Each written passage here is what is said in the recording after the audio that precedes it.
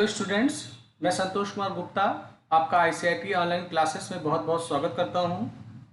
आज का जो हमारा वीडियो होगा वो जावा प्रोग्रामिंग का होगा और आज हम लोग जावा में पढ़ने जा रहे हैं कि मेथड क्या होता है और मेथड की प्रोग्रामिंग कैसे की जाती है। और ये हमारा पार्ट 10 है।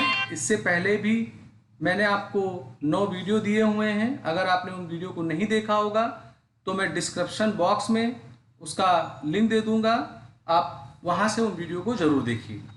तो चलिए अपना क्लास हम लोग स्टार्ट करते हैं। तो सबसे पहले हम लोग जानें कि मेथड होता क्या है। हालांकि पीछे के वीडियो में इसकी चर्चा हुई थी। तो देखिए, मेथड को हम लोग पीछे के प्रोग्रामिंग लैंग्वेज में फंक्शन के नाम से जानते थे। तो अगर आप लोगों ने सी या ऐसा कोई भाषा पढ़ा होगा तो फंक्शन का उद्देश्य ये होता था कि उससे रीयूजेबिलिटी आती थी। कोई कोड अगर बार बार रिपीट हो रहा है तो उसे एक जगह लिख के हम लोग फंक्शन बना लेते थे। तो उसी ही तरीके से यहाँ हमारा मेथड होगा। तो एक समान भाषा में मेथड जो है ये एक तरीका है, एक जरिया है किसी कार्य को करने के लिए। हमारा जो मेथड होगा जावा में, इसमें हम लोग बहुत सारे निर्देशों को एकत्र करते हैं किसी एक खास काम को, तयशुदा काम को करने के लिए। और ये हमें प्रदान करता है रीयूजेबिलिटी, माने कोडिंग एक बार अगर लिख दी तो उसे अगर हम चाहें तो अगेन एंड अगेन यूज कर पाएंगे। और अगर कोई मॉडिफिकेशन की आवश्यकता है तो हमें बार बार कई जगह नहीं करना होगा। हम फंक्शन में कोई मॉडिफिकेशन करेंगे और जहाँ जहाँ वो कॉल हुआ होगा वहाँ वहाँ वो ऑटोमेटिकली अपडेट हो जाता है। तो बेसिकली इसका मेन फंक्शन है, फायदा है कि आपका रीयूजेबिलिटी बढ़ता है। यहाँ भी देखिए लिखा हुआ है कि एक बार लिखा और कई बार यूज कर सकते हैं। तो ये हमारा मेथड है। अब हमारा जो मेथड होता है, अगर आप इसको यूज करना चाहते हैं तो इसका डिक्लेरेशन करना होता है। माने अगर आप मेथड बना रहे हैं तो मेथड के समय, बनाते समय इसका डिक्लेरेशन करना होता है। तो मेथड डिक्लेरेशन जो है ये प्रदान करता है सूचना किसके बारे में? मेथड के एट्रीब्यूट के बारे में। अब ये एट्रीब्यूट क्या है? मेथड की विजिबिलिटी क्या होगी, रिटर्न टाइप क्या होगा, उसका नाम क्या होगा, उसके आर्गुमेंट्स क्या होंगे, ये सारी चीजें मिलके हमारे मेथड के एट्रीब्यूट कहलाते हैं। तो कभी भी किसी मेथड का निर्माण आप करेंगे तो उसमें 6 बातें होती हैं, 6 कंपोनेंट्स होती हैं, उन्हें हमें लिखना होता है और इन्हें हम लोग बोलते हैं मेथड हेडर। तो इस पिक्चर में वो चीज़ पूरा आपको दर्शाया जा रहा है। आप कोई भी मेथड बनाओगे तो सबसे पहले उसका एक्सेस स्पेसिफायर लिखना होगा। एक्सेस स्पेसिफायर का मतलब वो पब्लिक है, वो प्राइवेट है या प्रोटेक्टेड है। अभी मैं आगे चर्चा करूंगा कि ये पब्लिक, प्राइवेट, प्रोटेक्टेड का क्या उद्देश्य है। तो आपको पहले एक्सेस स्पेसिफायर देना होगा, फिर आपको अपने मेथड का रिटर्न टाइप बताना होगा, फिर आपको अपने मेथड का नाम बताना होगा, और अगर उसका कोई पैरामीटर लिस्ट है तो उस लिस्ट को बताना होगा, और फिर उसका ब्रेस खुलेगा, बंद होगा, और इसके ब्लॉक में जो कोड आप लिखेंगे उसे मेथड का सिग्नेचर बोला जाता है। और ये सारी बातें मिलके हमारी होती हैं मेथड के हेडर होते हैं। तो ये एक तरीका है हमारे मेथड के डिक्लेरेशन का। तो अब हम लोग आगे चर्चा करेंगे कि ये एक्सेस स्पेसिफायर क्या है, रिटर्न टाइप क्या है। तो देखिए, एक्सेस स्पेसिफायर, तो जो एक्सेस स्पेसिफायर होते हैं ये एक मॉडिफायर होते हैं और ये बताते हैं कि मेथड का जो प्रयोग होगा वो किस प्रकार का होगा।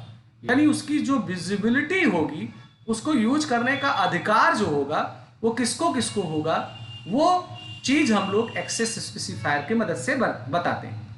ये 4 प्रकार के होते हैं। पब्लिक, अगर आपने किसी मेथड को बनाते समय पब्लिक कीवर्ड आगे लिखा हुआ है, दैट मीन्स वो सबके लिए एक्सेसिबल है, वो आउटसाइड क्लास भी एक्सेस होगा। तो the method is accessible by all classes, माने जिस क्लास में ये बना है उसमें भी यूज होगा और आउटसाइड भी आप इसे यूज कर सकते हैं। प्राइवेट का मतलब ये होता है कि नाम से ही पता लग रहा है कि ये केवल उसी ही क्लास में एक्सेसिबल होगा जिसमें आपने इसको बनाया है। और जो प्रोटेक्टेड कीवर्ड होता है ये बताता है कि जो एक पैकेज या जो सब क्लास है, माने जब आगे हम लोग इंटरफेस पढ़ेंगे या हम लोग इनहेरिटेंस पढ़ेंगे, तो जब किसी एक क्लास को दूसरे क्लास से हम लोग इनहेरिट करते हैं तो वो सब क्लास होता है, ड्राइव क्लास होता है। तो अगर आपने प्रोटेक्टेड फंक्शन अपने सुपर क्लास से बनाया है तो वो सब क्लास यानी जिससे इनहेरिट होगा वही ही उसको यूज कर पाएगा। और अगर आप कुछ नहीं लिखते हैं, जरूरी नहीं कि आप पब्लिक प्राइवेट प्रोटेक्टेड लिखें, तो बाय डिफॉल्ट हो आता है। और बाय डिफॉल्ट का मतलब ये होता है कि जब आप कोई एक्सेस मॉडिफायर नहीं लिख रहे हैं तो वो डिफॉल्ट हो जाएगा। और इससे ये होगा कि जो उसकी विजिबिलिटी होगी वो केवल सेम पैकेज में होगी।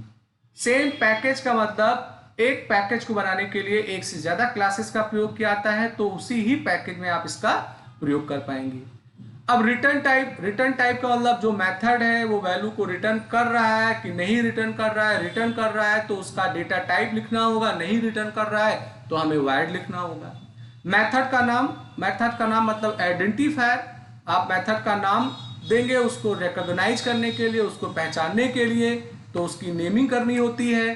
पैरामीटर लिस्ट का मतलब ये हुआ कि जब उस मेथड को एक्सेस किया जाएगा तो कौन कौन से आर्गुमेंट्स उसको पास किए जाएंगे, वैल्यू पास किए जाएंगे, वो हमें पैरामीटर लिस्ट के रूप में बताना पड़ता है। फिर मेथड की बॉडी आती है, तो मेथड के बॉडी में हम लोग वो एक्चुअल कोड लिखते हैं जो हम फंक्शनैलिटी के रूप में यूज कराना चाहते हैं, तो वो हमारे मेथड का बॉडी हो जाता है। अब हमारे जो मेथड होते हैं ये दो प्रकार के होते हैं, एक प्री डिफाइन होते हैं और एक यूजर डिफाइन होते हैं। प्री डिफाइंड मेथड वे होते हैं जिन्हें हम नहीं बनाते हैं। जावा का कंपाइलर जेडीके आप जब अपने कंप्यूटर में इंस्टॉल करते हैं तो ये ऑटोमेटिकली आपके कंप्यूटर में आके उपलब्ध होते हैं। इन्हें हम लोग स्टैंडर्ड लाइब्रेरी मेथड के नाम से भी जानते हैं, बिल्ट इन मेथड के नाम से भी जानते हैं। जैसे उदाहरण के रूप में एसक्यूआरटी हो गया, या हम लोग प्रिंट फंक्शन का प्रयोग कर रहे हैं। ये सारे हमारे प्री डिफाइंड फंक्शन होते हैं। और जितने भी प्री डिफाइंड फंक्शन होते हैं उनके लिए एसएससी में हेडर फाइल होता था। यहाँ क्लासेस यानी पैकेज होते हैं, हम उन पैकेजेस को इंपोर्ट करते हैं और फिर उसके रिलेटेड जो मेथड्स हैं हम उनको यूज कर पाते हैं। यूजर डिफाइंड मेथड वे मेथड होते हैं जिन्हें हम आप बनाते हैं। हमें अगर लगता है कि किसी कोड को अगेन एंड अगेन यूज करना है तो उसकी कोडिंग एक मेथड के रूप में हम लिख के करते हैं, तो हमारे द्वारा जो बनाया जाएगा वो यूजर डिफाइंड मेथड कहलाएगा। यूजर डिफाइंड मेथड के लिए यहाँ पर एक डेमो दिया गया है। देखिए यहाँ पे पब्लिक स्टैटिक वैड, यानी ये पब्लिक इसका एक्सेस मॉडिफायर होगा, माने सारे क्लासेस को यूज कर सकते हैं। स्टैटिक नेचर से होगा और वैड रिटर्न टाइप बता रहा है कि नहीं होगा। ये फंक्शन का मेथड का नाम हो गया, इसका पैरामीटर लिस्ट हो गया। तो जब इस मेथड को कॉल किया जाएगा तो एक इंटीजर वैल्यू आएगी जो इसको रिसीव होगी और फिर इसमें जो भी प्रोसेस कराना है वो प्रोसेस हम कराएंगे। अब यहाँ पर यूज दिखाया जा रहा है कि अगर आपने कोई मेथड बना लिया है तो उस मेथड को आप कैसे एक्सेस करेंगे, उसको कॉल कैसे करेंगे, तो उसके लिए एक छोटी सी प्रोग्रामिंग की गई है। तो इस प्रोग्राम में एक और नया चीज दिखाया गया है। अभी तक हम लोगों ने यूजर इनपुट वाला काम नहीं किया था। जैसे सी लैंग्वेज में स्कैनएफ होता है, C++ में सी इन होता है। अभी हम जितने भी प्रोग्राम बना रहे थे उसमें हम लोग वैल्यू असाइन कर ले रहे थे।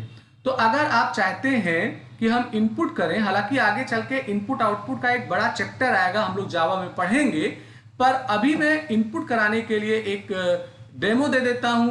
तो इनपुट कराने के लिए एक पैकेज है जावा यूटिलिटी का यूटिल है .scanner, इसे इंपोर्ट करना होता है और इसमें एक क्लास है स्कैनर करके, उसका एक ऑब्जेक्ट बनाया जाता है और उस ऑब्जेक्ट के मदद से अगर इंटीजर वैल्यू इनपुट करानी है तो नेक्स्ट इंट लिखा आता है, फ्लोट है तो नेक्स्ट फ्लोट लिखा आता है, कैर लिखा आता है, मैंने डेटा टाइप बताया आता है। तो इससे क्या होगा कि यूजर जो वैल्यू देगा वो इनपुट के रूप में उस वेरिएबल में असाइन हो जाएगी।